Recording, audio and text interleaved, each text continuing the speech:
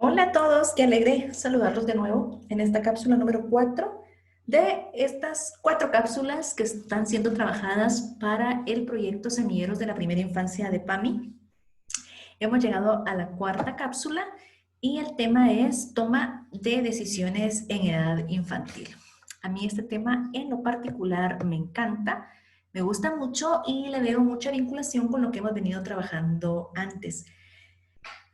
Es muy importante haber interiorizado muy bien el tema de autonomía y el tema de creatividad para poder llegar a este de toma de decisiones. Obviamente, las cápsulas han sido constituidas de una forma sistemática y las estamos trabajando de esta forma con los técnicos de PAMI para que ustedes puedan comprender, para que puedan afianzar sus conocimientos y para que en la ruta de avance puedan ir teniendo sentido y que la construcción sea sistemática, es decir, lo que aprendieron en las cápsulas anteriores nos va a servir efectivamente para esta nueva cápsula. Quiero compartirles que estoy muy contenta de los resultados o de los productos que ustedes están enviando. Me ha llamado muchísimo la atención el leer especialmente los que están vinculados con el apego. Más que llamarme la atención, debo contarles y debo confesarme con ustedes que muchos de ellos me generaron angustia.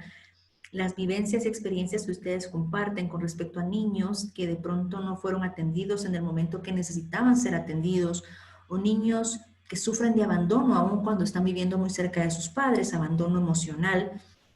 Pero lo que a mí me ha llenado de satisfacción es que ya hay en ustedes una claridad de lo que debería de estar pasando y de lo que no. Esto a mí me genera mucha satisfacción y tengo mucha expectativa con respecto a lo que ustedes puedan generar en sus espacios de incidencia, en lo que ustedes puedan lograr impactar en sus comunidades, en lo que ustedes puedan generar como cambios a partir de lo que estamos trabajando, que muchas veces no son cosas nuevas, quizás únicamente ordenar cosas que ustedes ya saben, colocarlas en un lugar específico, darles una continuidad o quizá profundizar en algunos términos que ustedes ya conocían. Hoy vamos a hablar de este tema. Me voy a centralizar en algunos aspectos puntuales para lograrlo entender, para que logremos saber qué sería la toma de decisiones en edad infantil. Pediría en esta oportunidad que no tendrían que haber hecho ningún ejercicio práctico antes de este tema. El ejercicio práctico es después. Así que si estás aquí y no has hecho nada antes, ahora sí estamos bien porque no vamos a hacer ejercicio práctico antes de este video. Lo que les voy a pedir es, como siempre, que puedan pausar el video cuantas veces necesiten para reflexionar en las cosas que voy contando, para tomar notas. Y cualquier duda, pues ya saben que lo pueden hacer a través de los técnicos de PAMI o directamente conmigo, o bien lo pueden anotar dentro de los ejercicios si están teniendo alguna duda puntual, que yo con mucho gusto se los estaré resolviendo.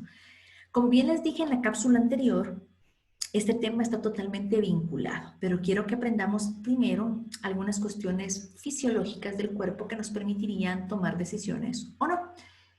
Entonces voy a empezar con el primer tema y de nuevo reitero, apago y enciendo la cámara algunas veces para que podamos concentrar la mirada, y creo que a veces la enciendo más de la cuenta porque quiero sentir que me están escuchando con lo que voy compartiendo y no quiero que solo sea audio el que ustedes reciban. Así que muchas gracias por estar de nuevo, por sumarse a este reto de la formación asincrónica, y seguramente lo van a disfrutar y espero que realmente les aporte muchísimo a su quehacer comunitario.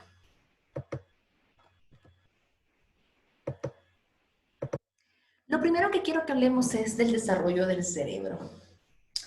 ¿Por qué vamos a hablar del desarrollo del cerebro al definir la toma de decisiones en la edad infantil? Pasa que muchas veces pedimos a los niños que hagan determinadas cosas que quizá no están listos o preparados para hacerlo. En el caso de la toma de decisiones, quiero compartirles algo muy específico y muy puntual. Sé que el tema no tiene que ver con desregulación emocional o los mal llamados berrinches, pero tiene una gran vinculación con ese tema. Lo primero que vamos a entender es que nuestro cerebro, el cerebro del ser humano, tiene diferentes partes y que cada parte está destinada a diferentes acciones. El lóbulo frontal, por ejemplo, es el lóbulo del que vamos a hablar hoy. El lóbulo frontal está ubicado en esta parte del cerebro y en sí tiene varias funciones. Algunas de ellas tienen que ver, o la mayoría tiene que ver con la razón, es decir, la parte racional del cerebro. Es donde se logra planificar, anticiparse, eh, planear, tomar decisiones, donde podemos tomar aquello que está pasando y razonarlo. Hay algo muy curioso en esta parte del cerebro. El lóbulo frontal no logra un desarrollo, digamos, oportuno, un desarrollo justo, un desarrollo necesario, si no es que hasta los 7 u 8 años. Eso significa que antes de esa edad el lóbulo frontal está muy inmaduro y dependiendo cada niño, dependiendo cada caso, puede actuar más o menos bien, pero bastante inmaduro. Esto significa que alcanzando los 7 u 8 años, el niño va a poder lograr razonar, planificar y tomar decisiones de una forma racional hasta el término de 7 u 8 años. ¿Por qué mencioné lo del tema de la desregulación emocional acá? Porque resulta que cuando el bebé, les voy a compartir un documento que yo escribí con respecto a esto, es un artículo muy cortito, está también dentro de los documentos para leer. Cuando un bebé o un niño tiene una desregulación emocional, tiene que ver con que no está sucediendo aquello que esperaba que sucediera. Cuando algo le está frustrando y no está pasando lo que él quería que pasara. El problema es el siguiente. Yo siempre doy algunos ejemplos como nosotros los adultos y es el siguiente. Hagamos de cuenta que ustedes se ganaron un viaje, ¿sí? Bueno, mal ejemplo en esta época, pero por favor pensemos que no estamos en pandemia y ustedes se ganaron un viaje. Resulta que este viaje es para una de las playas más lindas del mundo. Y entonces ustedes arman su maleta, traje de baño, bikini, etcétera, y van a ir a este paseo. Hay dos situaciones acá. El plan A o la situación A sería que ustedes llegan al hotel magnífico y cuando llegan empieza una terrible tormenta eléctrica, ¿sí? Y es una tormenta cuando ustedes empiezan a averiguar que va a durar 3 días y ustedes van a estar en el lugar 4 días. Y entonces resulta que la recomendación del hotel es no salir de la habitación, no estar en contacto con la naturaleza por el peligro de los truenos, de los relámpagos. Y entonces, obviamente, ustedes se decepcionan, ¿cierto? Están en el lugar y con estas condiciones se empiezan a decepcionar y les da una carga emocional, etcétera. Ahora bien, la situación B sería que ustedes están en Guatemala y están planificando el viaje y de repente se les ocurre revisar cómo va a estar el clima cuando ustedes estén en ese país. Ahí lo que están haciendo ustedes es anticipándose. Entonces ustedes revisan y resulta que el clima va a estar grave. Se dan cuenta que va a haber relámpagos, que van a haber truenos y en efecto que va a ser un mal clima. Entonces acá ustedes llaman a la agencia y la agencia les dice que no puede cambiarle las fechas del viaje, que esta es la única fecha que ustedes pueden hacer y bueno, les toca aceptar la realidad, aceptar la situación, acomodarse a la situación. El viaje es en 15 días, así que ustedes tienen 15 días para tramitar el hecho que se van a ir a un hotel en donde no van a poder salir a la playa hasta el cuarto día y lo empiezan a tramitar, a gestionar, que cuando llegan al hotel ya están, digamos, con la idea que es eso lo que van a tener.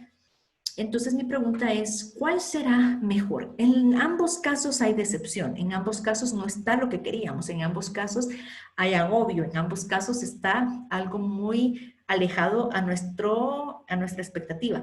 Pero ¿qué será mejor? Cuando vamos y de cuentazo nos damos cuenta de lo que está pasando o cuando anticipamos y de alguna manera nos decimos, a ver, bueno, es esto lo que tienes, es esto lo que vas a tener, así es como lo vas a hacer. Obviamente es cuando anticipamos que nosotros podemos incorporarnos mejor, porque de alguna manera ya sabemos lo que viene, ¿sí? Anticiparnos siempre nos da oportunidad para gestionar nuestras emociones y para sentirnos mejor, para prepararnos emocionalmente para eso que viene. Con los niños pasa exactamente lo mismo. Ellos tienen un plan, quieren hacer algo, ¿sí? Salir a jugar al jardín, jugar con lodo, saltar, subirse a la cama y saltar, pero de repente ven que lo que querían hacer se ve truncado. O sea, es decir, no, no te subas, no, no salgas, no, no hagas, sin ninguna anticipación. Entonces, como no hay anticipación, la frustración es eminente y es grave y es trágica, ¿sí? Porque nunca se lo esperaba venir. Cuando estoy contando esto, es que el bebé, entonces, o el niño, en este caso, a los 2 años, por ejemplo, que es donde suele pasar, se encuentra en una situación de crisis emocional, en donde no sabe cómo reaccionar, y su lóbulo frontal no le puede salvar. Es decir, este lóbulo frontal donde uno dice, a ver, ¿qué hago entonces? ¿Qué decisiones tomo? ¿Qué puedo hacer? En el niño no funciona así. Entonces, el niño, lo que entra en acción en los niños antes de los 7 u 8 años son los parietales, ¿sí? Y el parietal está dominado por la emoción. Entonces, en vez de decidir, o sea, en vez de decir qué hago, qué puedo hacer, entra en crisis, grita, se tira al suelo, porque es la emoción la que está gestionando. Entonces, a lo que quiero llegar con esto es lo importante que el adulto gestione con el niño. Contención emocional, aprobación de lo que te está pasando, entiendo que estés triste, y ahí ayudarle con la posibilidad de decidir. Entiendo que tú querías jugar en el jardín, en el patio, en la calle, afuera, en el campo, pero está lloviendo y la lluvia es peligrosa, pero podemos jugar aquí adentro con tus carritos que tanto te gustan o podríamos armar bloques. ¿Cuál de las dos quieres hacer? ¿Sí? Ahí le estoy dando ese auxiliar que no tiene el niño en el lóbulo frontal. Es decir, como el lóbulo frontal no le permite razonar, sino que está solamente con la emoción, yo le doy esa ayuda, ese andamio, esa mediación, ese apoyo, y le doy las opciones. Entonces el niño diría, yo quiero jugar bloques. Y ahí, justamente ahí, estoy ayudando yo con la toma de decisiones, que es lo que vamos a hablar hoy. Si ven, está totalmente vinculado. Es algo que va directo. Si yo hago esto, el niño decide qué quiere hacer, se calma, se regula, va y hace lo que decidió. Le estoy enseñando que en los caos, en las crisis, se puede tomar una decisión alterna y generar algo que no era lo esperado, pero que igual puede llegar a ser satisfactorio. Ahora bien, ¿qué pasa con este desarrollo del cerebro si yo no le permito eso al niño? Lo que podría pasar es que le gana la emoción, ¿sí? Y yo rápido regaño, le digo así no se hace, vete a tu cuarto, etcétera, etcétera. No le enseñé lo que es decidir. No le enseñé lo que es la toma de decisiones. No le enseñé lo que es hacer un plan B. Entonces, cuando estos chicos llegan a los 7 u 8 años, no tienen la más mínima idea de qué recursos utilizar para tomar decisiones. Por eso es bien importante hacer uso de esta estrategia, ¿sí? De la contención emocional para la desregulación o los berrinches, para que conduzcan a una buena toma de decisiones posteriores. Habiendo dicho esto, les quiero contar entonces que lo más que obvio es que la decisión tiene que ver con la racionalidad y la capacidad de razonar lo que acontece. Como hemos dicho antes, el cerebro, el lóbulo frontal, no se desarrolla sino a los 7 u 8 años, pero esto no significa que yo dejaré de hacer cosas para propiciar la buena toma de decisiones en los niños más pequeños. Es en sí lo mal que trabajemos en esa primera infancia o lo poco que hagamos lo que va a determinar la capacidad o posibilidad del niño de aprender a tomar decisiones.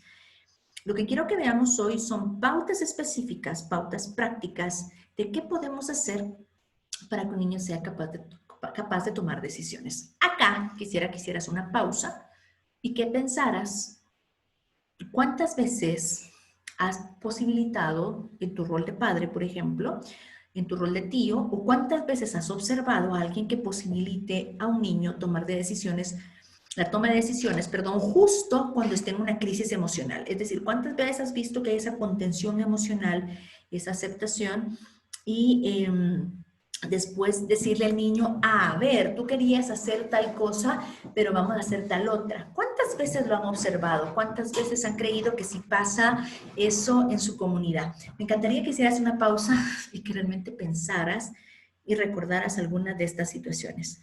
Esto lo vas a tener que dejar registrado en el ejercicio práctico 1 que se va a hacer al final del video. Solo piénsalo y luego lo registras ahí porque habrá un espacio para hacerlo. Bueno, una vez hayas pensado esto, quiero que consideremos lo siguiente. Una de las cosas que tenemos que entender, ya les di la primera pauta que es en la cuestión de regulación emocional, pero hay muchas cosas que podemos hacer para propiciar que los niños decidan o que tomen decisiones. Lo primero es dejarles decidir en cosas que no sean muy relevantes, es decir, algo que no haga mucha diferencia. Por ejemplo, no hace mucha diferencia si un día se coloca una playera roja o una playera azul. Entonces, ese sería algo que podemos permitirle que decida. Ante todo, algo muy curioso es cuando los colocamos a decidir entre dos cosas que les gustan mucho. ¿Cuál quieres? ¿Este o este? Solo puedes decidir una. Y al niño le encantan las dos cosas, pero tiene que pensar y decir, quiero este, ¿sí? Este es el que quiero y bueno, asumir la consecuencia que haber decidido uno es no tener el otro. Entonces, muy importante que tomemos esta práctica continua. Por ejemplo, a la hora de comer, a la hora de salir, a la hora de comprar incluso un juguete, haberlo pautado previamente y decir, bueno, sabes, hoy te quiero comprar un juguete, pero va a ser uno solo, ¿sí? Entonces tú vas a decir cuál quieres, pero puede ser uno nada más. Al estar en la tienda puede ser que el niño tenga 3, ¿sí? El error que cometemos muchas veces es que habíamos dicho que uno, y ahora que me muestra 3, bueno, me convence y le compro los 3. Ideal es, bueno, uno te dije, uno decides y que el niño tenga que ceder por aquel que le gusta más, por ejemplo, ¿sí? Lo mismo puede ser al momento de comer una fruta, puede ser algo muy sencillo, no estoy hablando de comprar juguetes carísimos, estoy hablando de banano o manzana, naranja o pera, carrito o pelota, ¿sí? Enseñarle a valorar e incluso a que considere los pros y los contras. Por ejemplo, quieres comerte un helado de cono o de paleta, por ejemplo, y decirle, sabes que si te comes uno de cono, te mancha regularmente y puedes ensuciarte, si te comes uno de paleta, es decir, cualquier situación, darle los pros y los contras. Si compras eso, es menos comida, puede ser que tengas hambre pronto, y no tenemos más que comer, es decir, siempre invitarlo al análisis, el que él pueda entender, si pides la azul, la roja la guardamos y la roja no te la puedes poner, hoy refiriéndome a la playera que decía en el primer ejemplo. Que siempre tenemos que intentar que el niño logre llegar a esa parte de analizar lo que viene después, a lo que está cediendo, ¿sí? Eso que está perdiendo, digamos, por tomar una decisión, lo que está dejando de lado al no tomar la otra.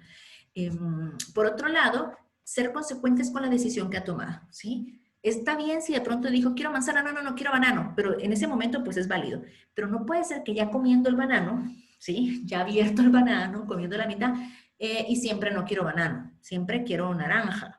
En este tipo de cosas, a nivel del niño, a nivel de la posibilidad de comprensión del niño, tampoco se trata de ser rigurosos y decirle, ahora te lo comes. No, sino previo, incluso decirle, a ver, estás decidiendo el banano, te comes el banano y no va a haber posibilidad de cambiar a la naranja la guardamos y será para mañana. Esa es la posibilidad que tiene que tener el niño y decirle, ¿estás seguro que quieres el banano? Esta es la última oportunidad, a ver, acompáñame a guardar la naranja se queda aquí, tú te comes el banano y tomar la decisión de comerse el banano. Y si en algún momento el niño dice, uy, que no quería el banano, ahí hacer la pausa y decirle, ¿te recuerdas que quedamos? ¿Sí? Es decir, es bien importante que empecemos a ser consecuentes, pero de esta manera acompañada. No es una forma rigurosa ni de castigo, sino que es una manera muy acompañada de hacerlo. Lo más importante es hacerlo con juegos. Sí, cuando trabajamos la cápsula anterior lo dije constantemente que era muy importante la posibilidad de jugar y la relación que tiene la creatividad con la toma de decisiones. En los juegos hay mucha posibilidad de hacer juego de roles o juego de situaciones, como generar una situación y decirle, a ver, juguemos que tal cosa está pasando o que el mismo niño podría colocarse en una situación en la que tenga que tomar decisión. El bebé se ha enfermado, ¿qué hacemos? ¿Sí? Llevarlo al doctor. Ese tipo de toma de decisiones que es en juego, pero al final lo que le permite a él establecer una ruta de cómo actuar en determinadas situaciones. Ojo acá, porque el juego que él pueda representar tiene muchas veces connotaciones de lo que ha observado en el adulto, de cosas que observó en nosotros, que nosotros hicimos para tomar una decisión, y eso es lo que va generando en él su personalidad y su posibilidad de toma de decisiones. Entonces, es importante que podamos incluso establecer juegos o criterios de qué harías tú si ven tiene mucha vinculación con la creatividad. La situación sería la intencionalidad con lo que lo estemos haciendo. Lo hacemos con la intencionalidad de practicar la creatividad y que genere diferentes puntos de vista, o lo hacemos para que desarrolle su posibilidad de toma de decisiones.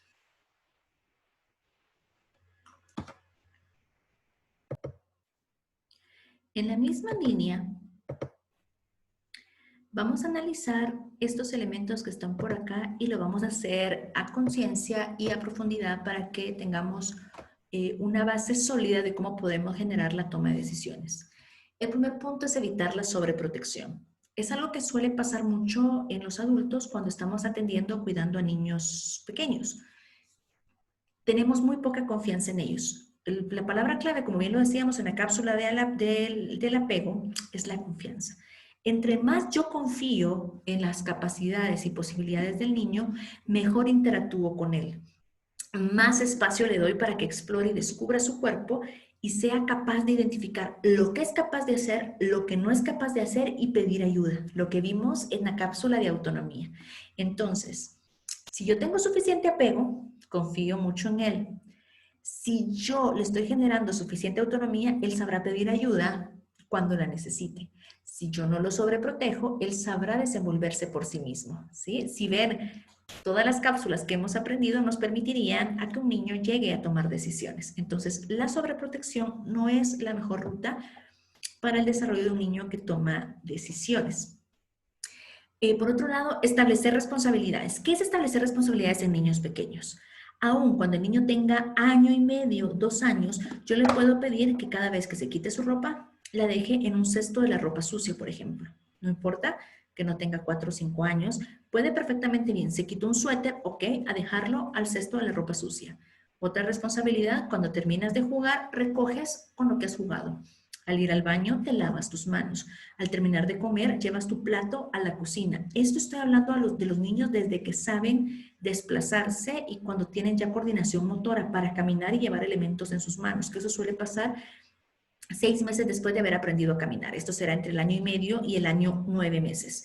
Entonces, es bien importante que sepamos establecer responsabilidades y que permitamos que el niño entienda que son sus tareas, que son aquellas responsabilidades o acciones que tienen que ser posterior a algo que disfruta o le gusta mucho. Entonces, sí es bien importante que las determinemos en casa, pero que también demos el ejemplo. Acá quiero hablar de algo que se llama paternidad responsable. Esta paternidad responsable es cuando el padre de familia se involucra al 100%, se involucra pero por completo a su rol de cuidador. Esto significa que la carga mental del hogar no recae únicamente sobre la madre, sino que también comparte la carga mental del padre. ¿Qué significa esto? No es la madre la única que está pensando en qué van a hacer de desayuno, qué van a hacer de almuerzo, si está la ropa lavada, si está la ropa tendida, si está lloviendo, hay que entrar la ropa, si hay platos sucios, hay que barrer, si hay que limpiar, si el niño no se ha bañado, si el niño ya está bañado, si el niño no ha jugado, si hizo las tareas. No, en este caso son los dos. Tal es el caso que el papá se involucra 100%, que la mamá, la mujer en este caso, la esposa, no tiene que estarle diciendo, hey, te pido por favor que no, sino que el papá se anticipa e interactúa en las acciones del bebé. Esto hablando en una familia, obviamente, que está comprendida por el papá, la mamá y los hijos. Pero en el caso que hayan abuelas, que hayan tíos, la carga mental debe ser repartida en todos que están conviviendo en el mismo hogar, a menos que sean casas diferentes y pues de plano. Si yo vivo sola con mis hijos, pues la carga mental definitivamente me corresponde a mí sola.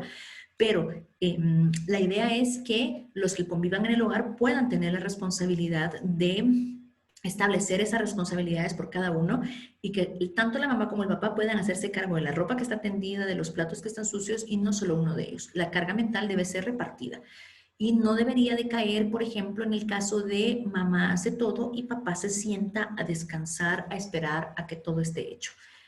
Este tipo de situaciones ejemplifican en los niños también la forma en la que deben actuar. Si yo soy alguien que está generando un rol de paternidad activa, enseño a mis hijos a que también ellos tienen que cumplir con su responsabilidad. Pero si yo como mamá o como mujer también permito que mi pareja no genere esa paternidad activa y se siente, estoy generando también que mis hijos en algún momento no se vayan a hacer cargo de sus responsabilidades y también me lo dejen todo a mí. Entonces creo que es bien importante que todos en el hogar tengan sus responsabilidades, sus atribuciones y que entendamos que todos somos responsables. Si un chorro se quedó encendido, no importa quién, pero alguno lo tendría que apagar. Si está lloviendo, no importa quién, pero alguien debería de entrar la ropa. Si ahí está sucio, no importa quién, pero alguien debería de recoger. Entonces, aquí es donde empieza el niño a darse cuenta que él también puede tomar la decisión de actuar ante una necesidad. Se cayó algo y decir, ay, lo levanto, ¿sí? A mi mamá se le cayó un lápiz, a ver, mamá, te lo levanto. Eso también es una toma de decisiones. A veces no lo vemos así, pero lo es. Pero tiene que ver con este sentido de responsabilidad que yo voy creando en el niño y él se involucra activamente en las acciones del hogar. Pero va a ser más fácil cuando todos los adultos involucrados lo hacen al igual que lo que estoy contando. Valorar los errores. Nunca castigar por un error. Si yo cada vez que el niño se equivoca le castigo, si le estoy diciendo que lleve un vaso a la cocina, se cae y se quiebra, lo castigo, lo regaño, lo que voy a hacer es que tenga miedo a intentar nuevas cosas, que tenga miedo a tomar decisiones porque se va a equivocar y va a ser castigado. Hay cosas que deben ser habladas, conversadas y negociadas, pero no necesariamente con castigo y con reprimienda para que el niño se sienta mal, para que en la próxima oportunidad no tenga miedo a tomar decisiones. Debemos de entender que el error es parte del aprendizaje e incluso en una cosa muy sencilla como un niño armando un rompecabezas, no estar todo el tiempo, este no va ahí, este va aquí, no, no, no, a ver, permíteme, este va allá. No, tenemos que darle la libertad que él elija la pieza, la coloque y se dé cuenta que no funciona y que él diga, oh, oh, no va aquí. Ese error debería servir para aprender. Ah, no va ahí. ¿Por qué crees que no va? Mira los colores, mira las partes, cuál será la que va. En ese tipo de juegos podemos dar a entender que el error es parte de un aprendizaje, pero lo mismo debería de pasar en la cotidianidad. No castigar los errores. Valorar las diferentes opciones, eso ya lo expliqué antes, deberíamos de tener la oportunidad o explicarle al niño la oportunidad de ver qué pasa si elige A o elige B. Si elige A o elige B. Si eliges A, sí, por ejemplo, si comes ahora el dulce después de almuerzo, ya no tendrás dulces, ¿sí? Si esperas a que almorcemos primero y te comes el dulce, cuando hayas acabado el almuerzo y vayas a jugar, etcétera, tendrás la oportunidad de comerte el dulce. ¿Qué prefieres? ¿Sí? Entonces, la oportunidad de que decida, pero que no decida solo porque sí, sino porque decida qué es lo que está eligiendo y qué es lo que está cediendo. Y por último, y no menos importante, enseñar a ser pacientes. Esto por el lóbulo frontal que recién contaba, no es tan fácil ni tan sencillo, pero puedo enseñarle estrategias como cada vez que yo vea que se está acelerando, el decirle, a ver, respira. Respira, ¿sí? Respira y espera.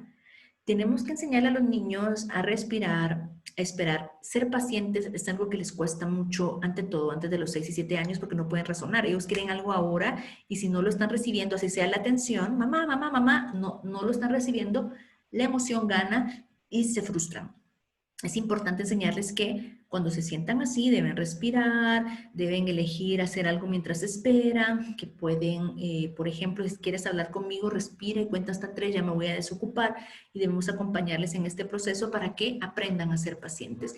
Es quizá una de las cuestiones más complejas, pero realmente favorece muchísimo para la toma de decisiones. Ay, se me fue la última. A ver, momentito, momentito. Aquí los tengo, ya los había perdido. Bueno, acá estamos, o no sé si a ustedes no se les perdió la imagen, pero a mí se me perdió la imagen y tuve que regresar. ¿Qué más podemos hacer entonces para lograr toma de decisiones? Acá vienen cosas mucho más prácticas. Esta es crear situaciones. ¿A qué me refiero con crear situaciones? Creo que lo vimos en la cápsula creatividad. A decir, por ejemplo, a ver, fíjate que al carro se le pinchó una llanta. ¿Qué crees tú que podemos hacer? Esto, crear situaciones, podría ser a través de juego. Y obviamente aquí estamos trabajando las dos cosas, creatividad y toma de decisiones. Crear situaciones es algo muy importante. Considerar la cotidianidad, lo mismo. Se me manchó mi blusa, se manchó tu blusa. ¿Qué podemos hacer? ¿Cómo lo podemos solventar? ¿Qué crees tú que podemos realizar? no me contestan la llamada, ¿cómo lo resolvemos? Y lo más importante, que quisiese que lo trabajen dentro de la consigna final, es utilizar cuentos infantiles con las estrategias antes, durante y después de la lectura. Esto no solamente va a desarrollar la animación a la lectura y el deseo por aprender a leer, sino que también ayuda mucho a escuchar cuáles serían las decisiones de los niños. Por ejemplo, ¿a qué me refiero con estas estrategias? El cuento se llama El oso en el bosque. ¿De qué crees que tratará el cuento? ¿Sabes tú quiénes serán los personajes de este cuento? ¿En qué lugar crees que se desarrollará? Ahí estamos trabajando únicamente pensamiento lógico, ¿sí? Respuestas, pero ya en la medida que avanza el cuento, hacer preguntas como, ¿qué crees que hará el oso? Ahí estamos trabajando creatividad y toma de decisiones. ¿Qué harías tú si fueras el oso? ¿Qué crees que le va a pasar al oso? Anticipación y creatividad. ¿Qué crees tú que pasaría si el oso hiciera X cosa? Creatividad. Pero también tiene que ver con la toma de decisiones si yo le coloco al niño que es ese personaje, ¿sí? Si tú fueras tal personaje, ¿qué es lo que harías? Ahí le estamos permitiendo la toma de decisiones. Ideal es hacerlo así desde muy pequeños para conforme van desarrollándose y creciendo, sus respuestas van a ser mucho más ingeniosas y creativas. Pero si no lo hacemos desde que son pequeños, luego les va a costar muchísimo más adaptarse a la toma de decisiones. Ideal es que para la consigna final, igual en el formulario ustedes lo van a encontrar y van a saber qué es lo que tienen que hacer. En la consigna final me encantaría que hicieran elegir un cuento, elegir un niño y poder hacer este tipo de estrategia. Sé que es complicado en las condiciones actuales, pero podríamos buscar hacerlo con un niño, con una niña, hacerlo con una videollamada o en el WhatsApp y ver qué pensaría el niño que podría ser o no el personaje principal que nosotros determinemos. Y a partir de esto, razonar y pensar un poco la capacidad de toma de decisiones que tiene el niño. De cualquier manera, esto lo van a encontrar en el formulario explicado y será lo que ustedes van a tener que presentar como consigna final de esta última cápsula que hemos trabajado. Espero que hayan disfrutado tanto como yo. Como siempre, todo este recurso les va a quedar a ustedes registrado en su carpeta con los ejercicios prácticos y con las lecturas que no se les pueden olvidar hacer para que sigamos aprendiendo y construyendo aprendizajes.